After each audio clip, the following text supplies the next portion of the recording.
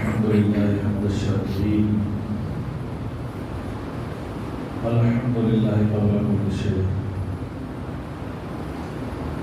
الحمد لله بعد كل شيء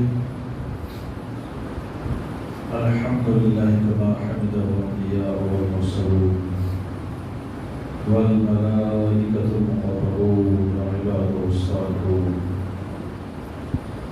وخيرا من كل ذلك كما حمد نفسه في كتابه المكنون والصلاة والسلام على سيد الأنبياء والمرسلين وعلى آله الطاهرين وأصحابه الطاهرين وعلينا معهم يا أرحم الراحمين. أعوذ بالله من الشيطان الرجيم. بسم الله الرحمن الرحيم. خذ من أموالهم صدقة تطهرهم وتزكيهم بها. صدق الله العظيم. إن الله وملائكته يصلون على النبي يا أيها الذين آمنوا صلوا عليه وسلموا تسليما. اللهم صل على سيدنا وعلى آل سيدنا وأصحاب سيدنا مولانا محمد البارك وسلم. صلاة وسلام عليك يا رسول الله صلى الله تعالى عليه وآله وسلم. باوقار سامعین و ناظرین حضرات، اللہ تعالیٰ کا بے شمار فضل و احسان ہے کہ اس نے ہم کو رمضان المبارک کا تیسرا جمعہ لائق کیا. عشرہ تو غالباً دوسرا ہی ہے مگر جمعہ تیسرا. آج میں چاہتا ہوں کہ زکوٰۃ کے تعلق سے چند باتیں آپ حضرات کی سماعتوں کے حوالے کروں. زکوٰۃ کیا ہے؟ صدقہ کیا ہے؟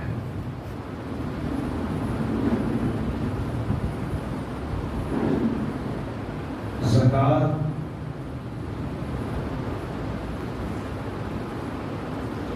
زکوٰۃ یزکی تزکیہ،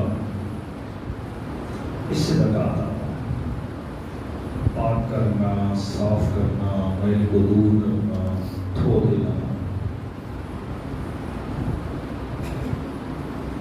اگر آپ کسی عرب سے پوچھیں کہ زکوٰۃ کیا ہے اور اس کے پاس وقت ہو تو وہ کسی بالٹی میں پانی ڈال کے، پاؤڈر ڈال کے، کپڑا ڈال کے، صاف کر کے بتا دے گا کہ اس کو زکوٰۃ کہا جاتا ہے.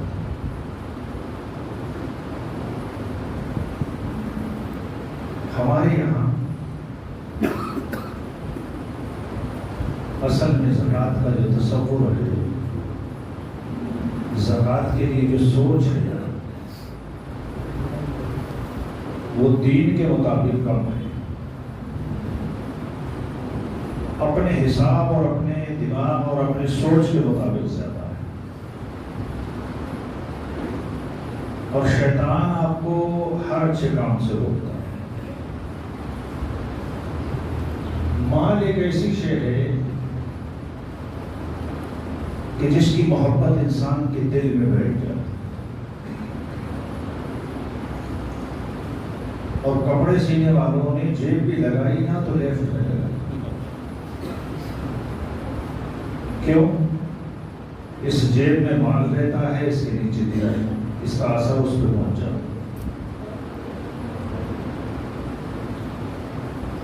حقیقت کشتی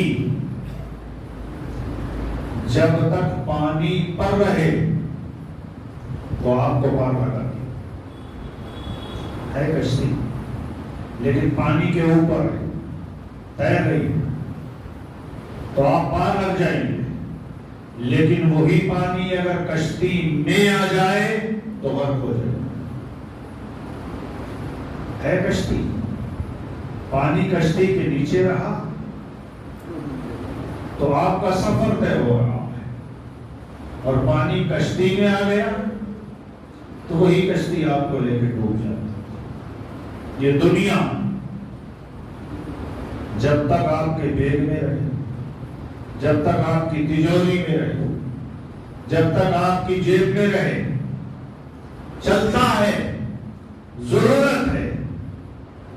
لیکن یہی دنیا اگر جیب سے اتر کے دل میں داخل ہو جائے تو پھر انسان کو ہلاک کر دے. کیوں؟ دل پر وہ قبضہ کر لیتی. اور دل دنیا کے قبضے میں آنے والی شے نہیں، بلکہ یہ اللہ کی یاد رکھنے والا ڈبہ ہے، رسول اللہ کا عشق رکھنے والا مقام ہے. تو جو جگہ اللہ اس کے رسول کے محبت کو رکھنے والی ہے، جب وہاں دنیا گھس جائے گی تو پھر یقین جانے کہ پھر وہ ہلاکت کے علاوہ دوسرا کوئی راستہ نہیں. اللہ تعالیٰ نے ارشاد فرمایا خذ من اموالہم صدقۃ، میرے محبوب صلی اللہ علیہ وسلم آپ ان کے مالوں سے صدقہ دو. خذ من اموالہم صدقۃ، ان کے مالوں سے صدقہ دو. وتطہرہم، ان کو پاک کر دو، ان کو طہارت دے دو. مطلب جب ان کے مالوں سے زکات لی جائے گی مال پاک و صاف ہو جائے. وتزکیہم، مطلب ان کا ظاہر بھی پاک کر دو پیارے، اور ان کا باطن بھی پاک کر دو. سوچے صحیح، مال سے لیا گیا اور وہ بھی سب نہیں، وہ بھی سب نہیں. جو صاحب نصاب ہے 7.5 تولے سونا یا 52.5 تولے چاندی کا مالک، دونوں نہیں کہ 7.5 یہ بھی ہو 52.5 وہ بھی ہو، نہیں. یا تو 52.5 تولے چاندی ہو یا 7.5 تولے سونا ہو. ان میں سے کسی ایک کا مالک ہو یا اتنی قیمت ہو یا اس کے پاس اتنا مالی تجارت ہو تو وہ صاحب نصاب ہے، اس کو زکات دینا لازمی ہے. اور وہ کتنا دینا؟ 40 میں 1، 40 میں 1، 100 میں 2.5 روپے. کتنا بڑا دشوار ہو رہا ہے. میرے آقا صلی اللہ علیہ وسلم سے رب نے فرمایا تو طاہرہم، یہ طہارت سے ہم اپنے کپڑے پاک کریں، اپنا جسم پاک کریں، نماز کے لیے جگہ پاک تلاش کریں. اور کیا ہے؟ ہماری نیت پاک ہو، ارادے پاک ہو، یہ سب کچھ پاک کرنا، یہ آپ کے لیے کیا ہے؟ طہارت. اللہ نے فرمایا ان سے صدقہ لو اور ان کو پاک کر دو، ان کو پاک کر دو. اب پاک کائے کے ذریعے کیا جائے؟ صدقے کے ذریعے سے، زکات کے ذریعے سے. اور پھر فرمایا وتزکیہم، اے محبوب ان کا ظاہر تو پاک ہو ہی جائے گا، ان کا مال تو پاک ہو ہی جائے گا، لیکن ان کا جو باطن ہے نا، وہ باطن بھی ان صدقوں سے پاک ہو جائے گا. کیوں؟ جب وہ مال دیں گے، مال کی محبت دل میں اتنی نہ رہے گی، دل میں اللہ اس کے رسول کی محبت ہوگی، دل پاک ہو جائے گا. اور جب دل پاک ہے تو باطن خود بخود پاک ہے. دل جب پاک ہو جائے تو باطن، صوفیہ کے یہاں کیوں اس پہ اتنا زور دیا جاتا ہے؟ وہ کہتے ہیں تزکیہ نفس کرو، تزکیہ نفس، باطن کی صفائی کر لو، باطن کو پاک کر لو. آج ہمارے یہاں حالت یہ بن چکی ہے کہ ہمارے جتنے بھی بڑے بڑے امیر ہیں، کبیر ہیں، مالدار ہیں، طاقت والے ہیں، وہ لوگ کبھی حساب لگانا گوارا ہی نہیں کرتے. اچھا زکات بھی دیتے ہیں تو کیا سمجھتے ہیں؟ جس کو زکات دی ہے اس پر بہت بڑا احسان کر دیا، بہت بڑا احسان کر دیا. میں آپ سے پوچھنا چاہتا ہوں، آپ مسجد میں آئے نا، آپ نے مسجد میں سجدہ کر دیا، نیت باندھی، رکوع میں گئے سجدہ کر دیا. آپ نے سجدہ کیا تو اس قالین پر احسان ہو گیا، اس مسجد کی زمین پر احسان ہو گیا. ارے اس رب کا احسان ہے کہ جس نے تمہیں سجدے کی توفیق عطا فرما دی. اس رب کا احسان ہے کہ جس نے مسجد بنانے کی توفیق عطا فرما دی. دی. اس رب کا احسان ہے کہ لوگوں نے تعلیمیں بچھا دی اور پھر تم کو اس طرح مائل کیا کہ تم لوگ ان پہ سجدہ کیا کرو. یہ اللہ کا احسان ہے، تمہارا احسان نہیں. اگر یہ زمین نہ ہوتی، زمین پر تمہارا احسان ہے سجدے. اگر یہ زمین نہ ہوتی تم سجدہ کر لیتے. اگر یہ غریب نہ ہوتے، اگر یہ غریب نہ ہوتے تمہاری زکات ادا نہ ہوتی. اور حدیث میں آتا ہے زمانہ ہو آئے گا کہ ایک آدمی اپنی زکات لیے پھرے گا، کوئی لینے والا نہیں ملے گا، ڈھونڈتا پھرے گا. غور کریں یار، ہمارے احسان ہوتا ہے. ارے احسان ہے اس فقیر کا، احسان ہے اس غریب کا، احسان ہے اس ابن السبیل کا کہ جس کو تم نے زکات ادا کی ہے. احسان ہے ان طالب علموں کا کہ جن کو تم نے مدرسے میں زکات دی ہے کہ تمہاری زکات تو ادا ہو گئی، ورنہ کہاں جا کے دیں. ایک بات. دوسری بات یاد رکھیں، یہی مال تمہارا جس کو تم نے اکٹھا کر کے رکھا ہے. حرام حلال کا خیال نہیں کیا، زکات بھی ادا نہیں کی، تجوریوں کو تالے لگا رکھے ہیں. قرآن کہتا ہے وَتُحِبُّونَ الْمَالَ حُبًّا جَمًّا کہ تم لوگ ایسے ہو کہ مال سے ایسی محبت کرتے ہو ٹوٹ کر جس طرح سے کہ ایک سانپ اپنے ہد پر بیٹھا رہتا، تم بھی مال پر اسی طرح سے بیٹھتے ہو.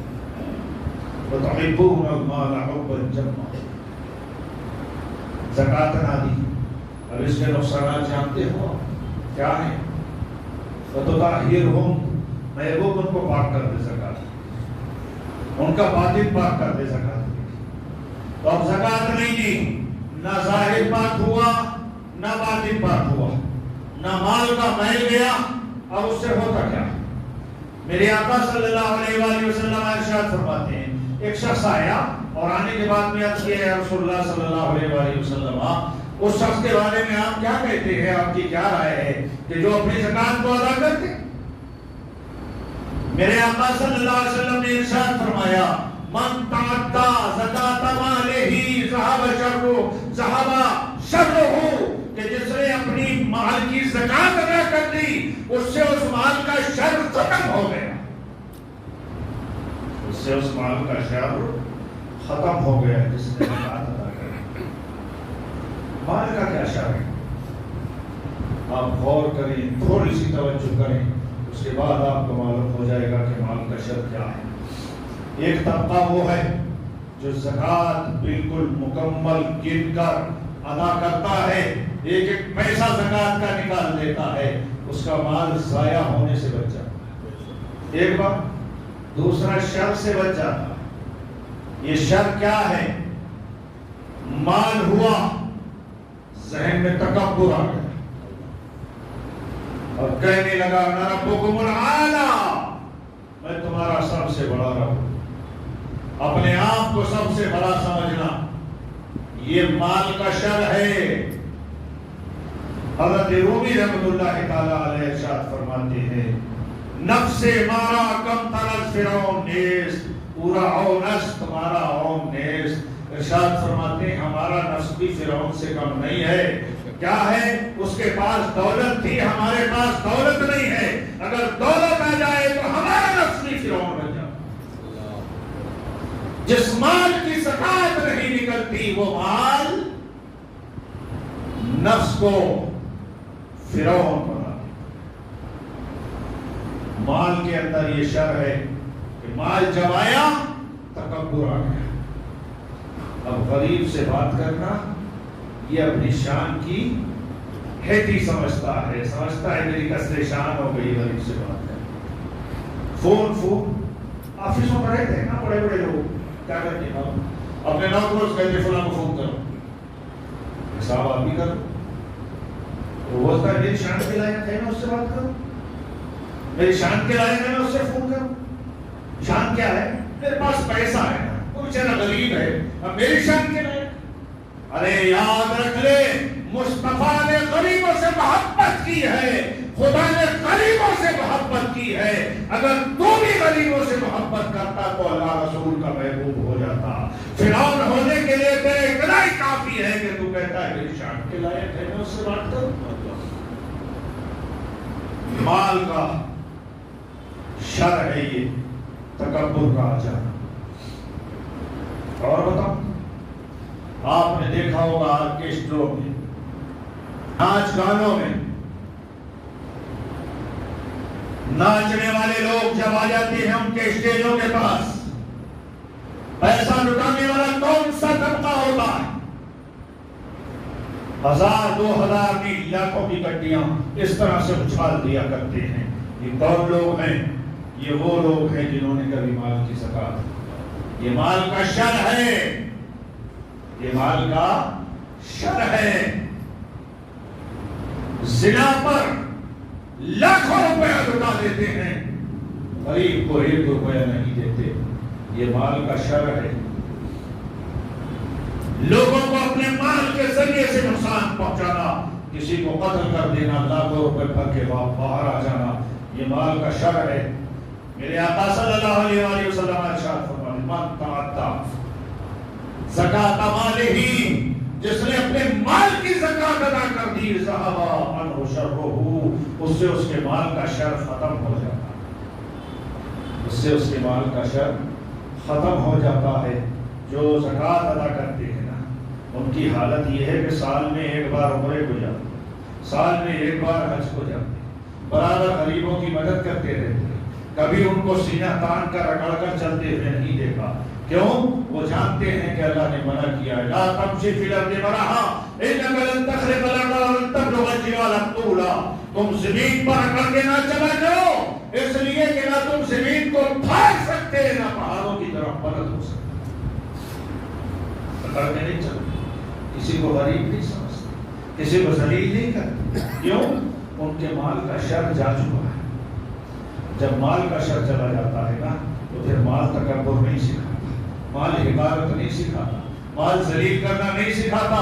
اور آگے آئے، آپ کا مال اگر زکات نکل گئی تو میرے آقا صلی اللہ علیہ وسلم ارشاد فرماتے محفوظ ہو گیا، محفوظ ہو گیا۔ اب تم اپنا مال ختم ہونے سے، مال ضائع ہونے سے، مال تلف ہونے سے بے فکر ہو جاؤ، تمہارا مال اب محفوظ ہو گیا۔ ارشاد فرماتے ہیں میرے آقا صلی اللہ علیہ وآلہ وسلم، حسنوا اموالکم بالزکات، فرمایا اپنے مالوں کو محفوظ کر لو۔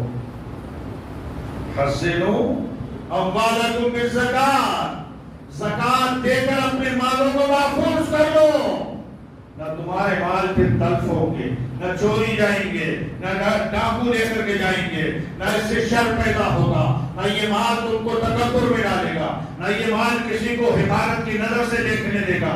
کیوں؟ تم نے اپنے مال کو محفوظ کر لیا ہے۔ حسنو، اور وہ بھی کیا ہے؟ حسنو، ایسا محفوظ کر لو جیسے قلعوں میں محفوظ ہوگی۔ جب تم زکات دے دو گے تو ایسا ہو جائے گا جیسے تم قلعوں میں محفوظ ہو، ایسے ہی تمہارا مال بھی محفوظ ہو گیا۔ اور آگے وَدَوَاؤُ أَمْرَادَكُمْ بِالصَّدَقَةِ، میرے آقا صلی اللہ علیہ وسلم نے ارشاد فرمایا، اور اپنے مرضوں کی دوا تم صدقہ دے کر کیا کرو، مرضوں کی دوا صدقہ دے کر کیا کرو۔ زکات تم پر فرض ہے، صدقہ دینا تم پر سنت ہے۔ اب تم نے اگر صدقہ دیا ہے، تمہارے مرض ختم ہو جائے، مرضوں کا علاج کیا کرو صدقوں سے۔ کیوں؟ میرے آقا صلی اللہ علیہ وآلہ وسلم ارشاد فرماتے ہیں، تمہارے صدقات دینا بلاؤں کو رد کر دیا کرتے ہیں، بلاؤں کو رد کر دیا کرتے ہیں۔ غور کریے، تمہارے صدقات تم نے کسی کو دی، اور ایک بات اور یاد رکھیے، صدقہ دیا تو ثواب بھی ملا، بلائیں بھی رد ہو گئی، مرض بھی ختم ہو گئے، مرض بھی ختم ہو گئے۔ اور صدقہ نہ دیا، مرض بھی بڑھ گئے، صدقے سے 4 گنا زیادہ ڈاکٹر صاحب کو دے دیا، صدقے سے 4 گنا زیادہ ڈاکٹر کو دے دیا، اور خوشامد کری، ہاتھ جوڑے، وہ الگ کی بات، لائن میں کھڑے رہے، وہ الگ کی بات۔ بزرگان دین کا یہی طریقہ، بزرگان دین کا یہی طریقہ رہا. ارے حد تو یہ ہے یار، تمہاری جانیں بچ جائیں اللہ کی عزت کی قسم، تمہارے ساتھ مرض جانا تو الگ کی بات ہے، تمہاری جانیں بچ جائیں. حضرت علامہ عمر فیض قادری نے ایک واقعہ نقل کیا. ان کا ایک نوجوان رسول اکرم صلی اللہ علیہ وآلہ وسلم کی بات کرنے حاضر ہوا مدینے. جب حاضر ہوا تو رسول کائنات نے ارشاد فرمایا، نوجوان کیسے گزر رہے ہیں رات، وقت کیسا گزر رہا ہے؟ عرض کرتا ہے میرے آقا میری زندگی میں غربت نے ڈیرا ڈالا، بڑا پریشان، کبھی کھانے کو مل جاتا ہے کبھی فاقے لگ جاتا ہے. آقا غربت کا یہ حال ہے کہ جب سے میں پیدا ہوا آج جوان ہو گیا، مگر آج تک اتنا کوئی میٹھی چیز میرے منہ کے اندر نہیں گئی. کیوں؟ میرے پاس پیسے، میرے پاس کوئی پیسہ ہی نہیں ہے آقا کہ جس کو میں کھانے کے بعد میں اپنے دل کی اپنے نفس کی خواہش کو پورا کر دیتا. باتیں ہو رہی تھی، سیدنا جبریل علیہ السلام حاضر ہوئے، سلام عرض کیا، یا رسول اللہ صلی اللہ تعالی علیہ وآلہ وسلم، جس نوجوان سے آپ باتیں کر رہے ہیں نا، بس یہ کل ظہر کے وقت ہے، کل ظہر کے بعد اس کو موت آ جائے گی، انتقال ہو جائے گا. صحیح طاقت و توانائی رکھنے والا نوجوان غربت کا ستایا. میرے آقا صلی اللہ علیہ وسلم نے جب اس بات کو سنا، اپنے امتی کے لیے دل کے اندر ایک درد پیدا ہو گیا.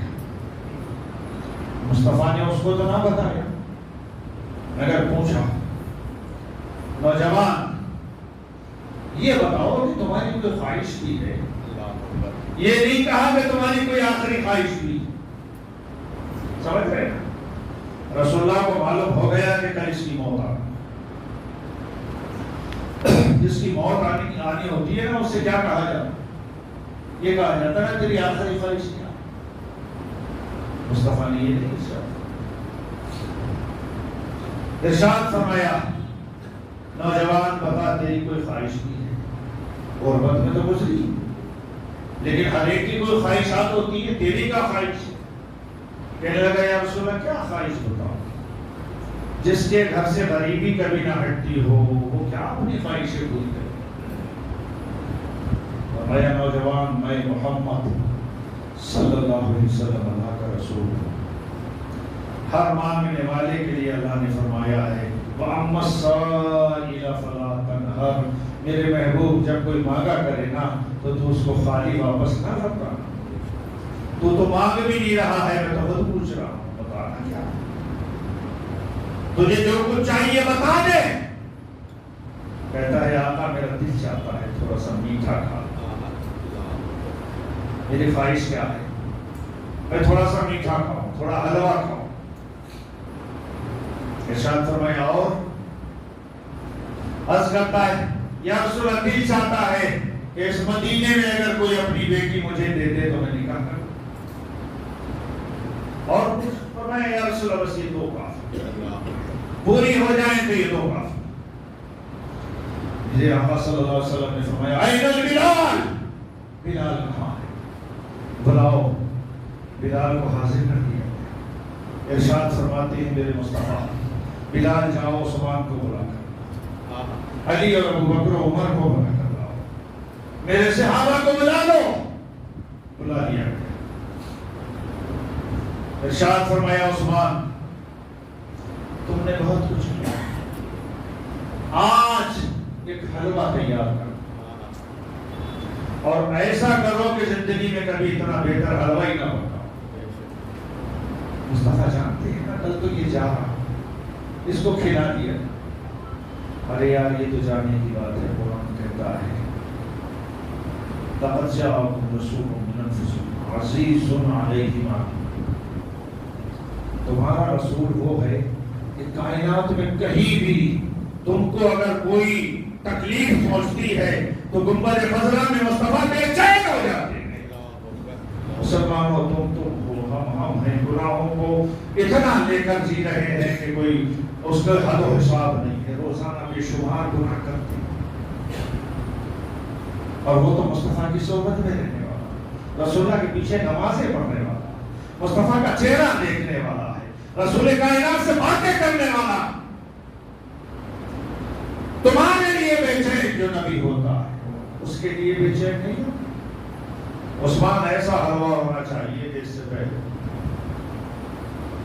یا سنا بالکل حاضر کر دیتا. فرمایا نوجوان کوئی لڑکی تمہاری نظر میں ہے جس سے میں تمہارا نکاح کر دوں؟ کہ یا رسول اللہ میرے چچا کی بیٹی ہے، مگر میری غربت کی وجہ سے وہ نہیں. بلاؤ اس کے چچا. ارشاد فرماتے ہیں مصطفیٰ میرے سے آگے سن، تیری بیٹی کا نکاح میں تیرے بھتیجے سے کرنا چاہتا ہوں، بول تو کیا کہتا ہے؟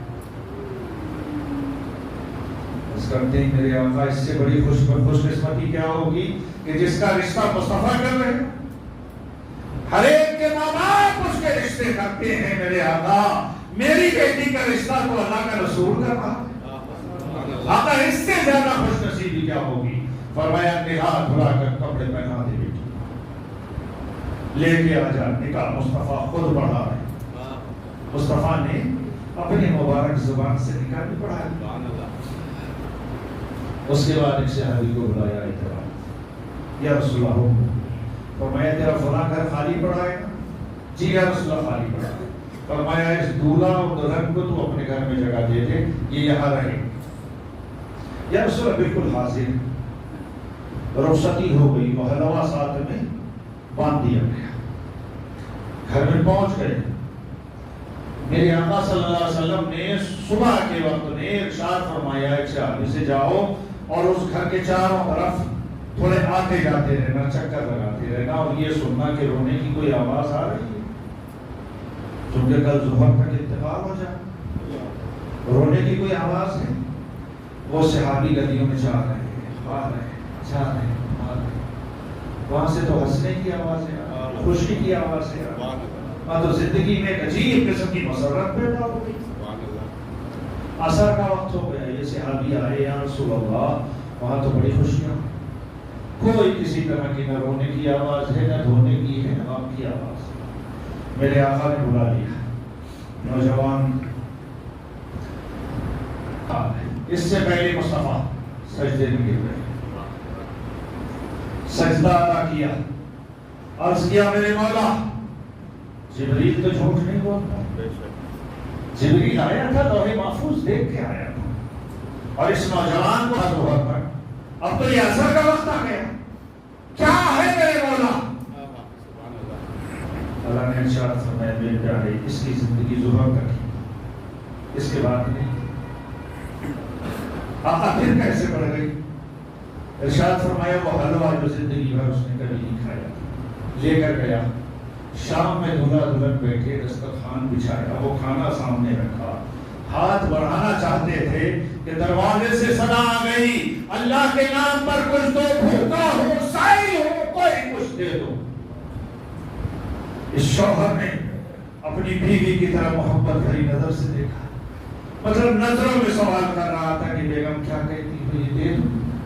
بیگم نے اشارہ کیا، ضرور دے دیں، رب کے نام پر مانگ رہا ہے، اور رب کے نام سے زیادہ بہتر کوئی نام نہیں ہے.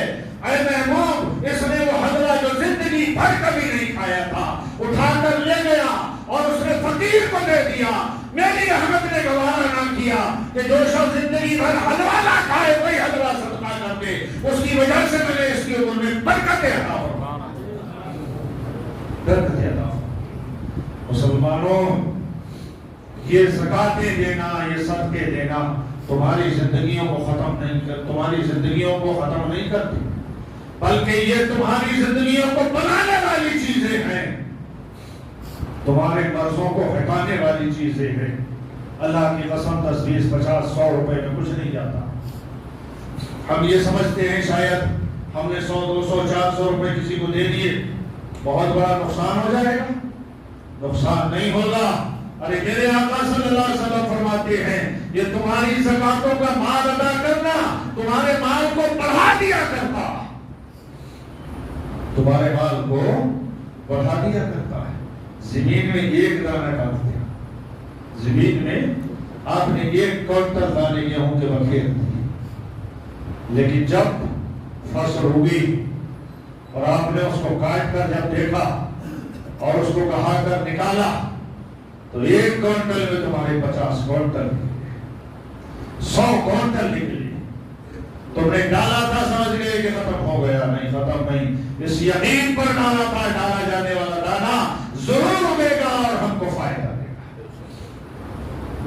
ادا کی جانے والی زکات تم کو فائدہ دے گی, تمہارے مال کی حفاظت کرے گی, تمہارے رب کی رضا کا ذریعہ ہے, تمہارے رسول کی رضا کا ذریعہ ہے. اگر تم نے اس کو نہ ادا کیا تو تمہارا مال بھی تلف ہو جائے گا, تم بھی بدکردار بن جاؤ گے, بدکردار بن جاؤ.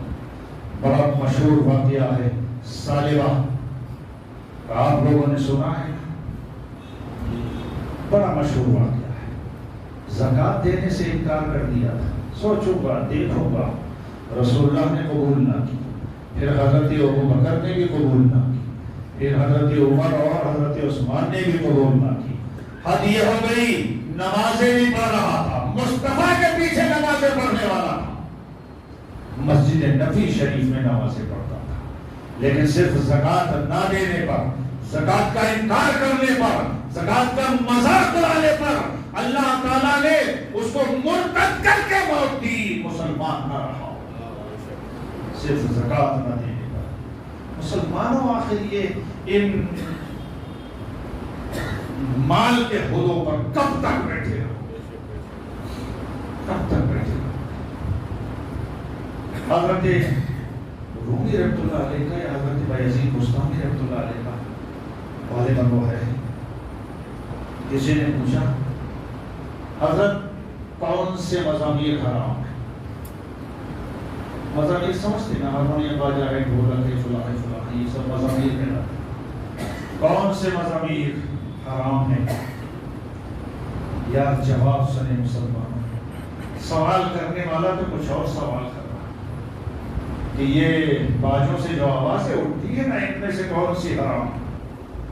تو آپ نے جواب دیا, سوال کرنے والے سن لیں, امیر کے گھر کے کچن کے اندر برتنوں میں, غریب پڑوس میں, امیر کے گھر کے کچن کے برتنوں میں غریب پڑوسی کو جو کھڑکھڑائے ہوئے چمچوں کی آواز آتی ہے وہ حرام, وہ حرام.